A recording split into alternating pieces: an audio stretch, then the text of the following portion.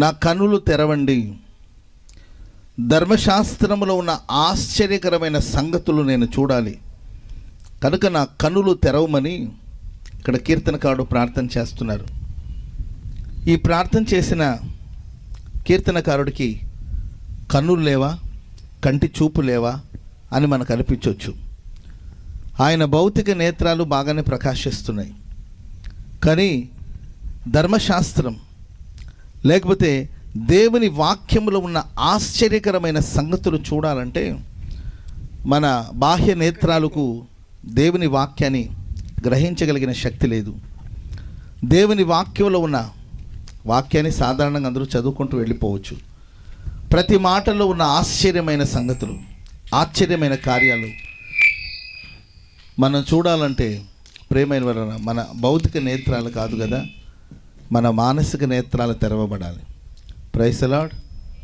మన మానసిక నేత్రాలు, మన ఆత్మీయ నేత్రాలు తెరవబడాలి. ఎప్పుడైతే మన ఆత్మీయ నేత్రాలు తెరవబడతాయో అప్పుడు దేవుని వాక్యంలో ఉన్న ఎన్నో శ్రేష్టమైన కార్యాలు మనం చూస్తాం. ఈ లోకంలో దేవుని కార్యాలు చూడకుండా ఇహలోక సంబంధమైన దేవత అవిశ్వాసులైన వారి కన్నులకు గుడ్డితనాన్ని కలుగు చేయడం వలన దేవుని దివ్యమైన ఆశీర్వాదాన్ని అనేకులు గ్రహించలేని స్థితిలో ఉన్నారు. బైబిల్లో చాలా సందర్భాలు మనం గమనిస్తూ వస్తాం. ఎలీషా దగ్గర ఉన్న పనివాడు శత్రు సమూహాన్ని చూసి భయపడిపోయాడు. ఏలినవాడా, మనం నశించిపోతాం, ఇంకేముంది, శత్రువులు పట్టణాన్ని ముట్టడి వేశారు అని కలవరపడుతున్నప్పుడు దైవజనుడు ప్రార్థన చేస్తారు. ప్రభువా, వీడు చూచినట్లు ఇతని కన్నులు తెరవమని ప్రార్థన చేస్తే అతని మానసిక నేత్రాలు తెరవబడిన తర్వాత అతనికి అర్థమైన విషయం ఏంటంటే ఎలీషా చుట్టూ పర్వతాలు, అగ్ని రథాలు, అగ్ని గుర్రాలతో ఒక అద్భుతమైన కంచెని దేవుడు ఏర్పాటు చేస్తాడు. చెప్పండి కూడా దేవునికి స్తోత్రం చెప్పండి అందరు గట్టిగా హల్లెలూయా. మరి అప్పటి వరకు ఆ పనివాడు ఎలీషా ప్రవక్తతో ఉన్నప్పటికీ కూడా ఎందుకు గ్రహించలేకపోయాడు? కొంచెం ఫీడ్బ్యాక్ పెంచండి బ్రదర్, కొంచెం మానిటర్ పెంచండి. అప్పటి వరకు ఆ దైవజనుడితో ఉన్నప్పటికీ కూడా గ్రహించలేని స్థితిలో ఉన్నారు. అంటే భక్తి చేస్తుండొచ్చు, పరిశుద్ధులతో నడుస్తూ ఉండొచ్చు, ఉపదేశంలో ఉన్నామని చెప్పుకోవచ్చు, మేము సేవకులని చెప్పుకోవచ్చు, మేము దేవుని బిడ్డలమని చెప్పుకోవచ్చు.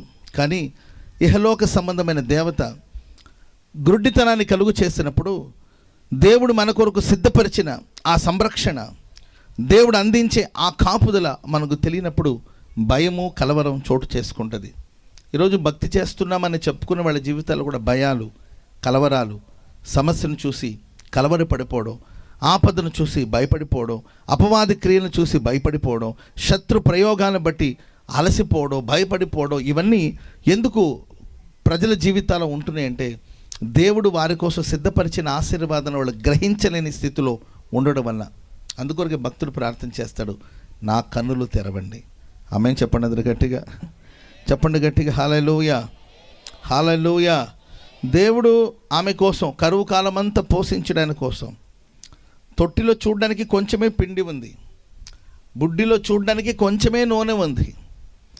కానీ దేవుడు ఆ తొట్టెను ఒక అక్షయ పాత్రగా మార్చి, ఆ బుడ్డిని ఒక అక్షయ పాత్రగా ప్రభు మార్చి, కరువు కాలమంతా ఆ పిండితో, ఆ నూనెతో తన కుమారుడు బ్రతకాలి అని దేవుడు ప్రణాళిక చేసి పెట్టాడు. కానీ ఆమెకి అర్థం కాలేదండి. ఆమె సాధారణమైన పిండిగానే దాన్ని చూసింది, సాధారణమైన నూనెగానే చూసింది. అందుకొరకు ఆమె అనుకుంటుంది, ఈ పూట తిని రేపటి చనిపోతాం. దైవజనుడు ఆ పిండిలో సమృద్ధిని చూశాడు, ఆ విధవరాలేమో ఆ పిండిలో చావును వెతుక్కునింది. ఈ పూట తిని రేపు చనిపోతాం, ఈ పూట భోంచేసి రేపటి రోజు చనిపోతాం, ఎందుకంటే ఇక పరిష్కారం లేదు, ఈ సమస్యలకు సమాధానం లేదు, ఇక ఇలా ముగించవలసిందే, ఇలా మరణించవలసిందని ఆమె మరణాన్ని వెతుక్కుంటుంది. కానీ దైవజనుడేమో ఆ పిండిలో, ఆ నూనెలో కరువు కాలమంతా కుటుంబం పోషించబడడం చూశాడు. కాబట్టి ఆ విశ్వాసయాత్రలో సాగిపోతున్న ప్రజలారా, ఈరోజు మన చూపు ఎలా ఉంది? మన నేత్రాలు నిజంగానే, మన మానసిక నేత్రాలు ప్రకాశించబడ్డాయా? మన ఆత్మీయ నేత్రాలు తెరవబడ్డాయా? లేకపోతే భక్తి చేస్తున్నానని అనుకుంటూ కూడా ఇంకా గుడ్డితనంలోనే సాగిపోతున్నామా? దేవుడు సిద్ధపరిచిన దీవెన చూడలేని స్థితిలో ఉన్నామా? దేవుడు మన కొరకు సిద్ధపరిచిన సంరక్షణను గ్రహించలేని స్థితిలో ఉన్నామా? ఆలోచించి ఈ రాత్రి మనం కూడా ప్రభు నా కనులు తెరవమని ప్రార్థన చేయగలిగితే ఆయన మన మనోనేత్రాలను వెలిగిస్తాడు, మన మానసిక నేత్రాలని ప్రకాశింపచేస్తాడు. అప్పుడు దేవుని కార్యాలు మనం చూసినప్పుడు బహుధైర్యంగా మనం సాగిపోతాం. స్తోత్రం చెప్పడం గట్టిగా గట్టిగా హల్లెలూయా. ఆమె కోసం దేవుడు ఒక నీటి ఊటను సిద్ధపరిచాడు. అది ఆమె చూడలేదు గనుక అల్లంత దూరంలో వెళ్ళి ఎలుగెత్తి ఏడుస్తుంది. ఈ పిల్లవాని చావు నేను చూడలేనని ఎలుగెత్తి ఏడుస్తూ ఉంది. ప్రేమైన వారు, ఆమె కోసం దేవుడు ఆ ఎడారిలో ఒక నీటి ఊటను పుట్టించాడు. కానీ ఆ నీటి ఊటను చూడలేని పరిస్థితిలో, కలవరాల మధ్యలో, కన్నీటి మధ్యలో ఈరోజు చాలామంది దేవుడు సిద్ధపరిచిన ఆశీర్వాదాలు అర్థం కాక ఇప్పటికీ ఎందుకు కన్నీళ్లలో ఉంటున్నారు? ఇంకా ఎందుకు వృధాగా కన్నీళ్లు విడుస్తున్నారు? ఎందుకు అనవసరమైన భయాలతో బ్రతుకుతున్నారంటే దేవుని కార్యాలు అర్థం కానప్పుడు. మీరు చూడండి, కొన్నిసార్లు మన మోషే చరిత్రను చూస్తే సముద్రమే కనబడుతుంది, కానీ ఆ సముద్రంలో దేవుడు తనకు సిద్ధపరిచిన మార్గం కనిపించలే. సముద్రం కనబడుతుంది భౌతిక నేత్రాలకి, కానీ ఆ సముద్రం మధ్యలో దేవుడు ఒక మార్గం సిద్ధపరిచాడు. ఆ సముద్రం మధ్యలో త్రోవను సిద్ధపరిచాడు. అందుకే దేవా, మరి శత్రువులు తరుముతున్నారు, ముందు సముద్రం ఉంది, దీనికి పరిష్కారం ఏంటి అని అడిగితే దేవుడు అంటాడు, నన్ను అడుగుతావేంట్రా బాబు, నన్ను చూస్తావేంటి, నాకు ప్రార్థన చేస్తావేంటి?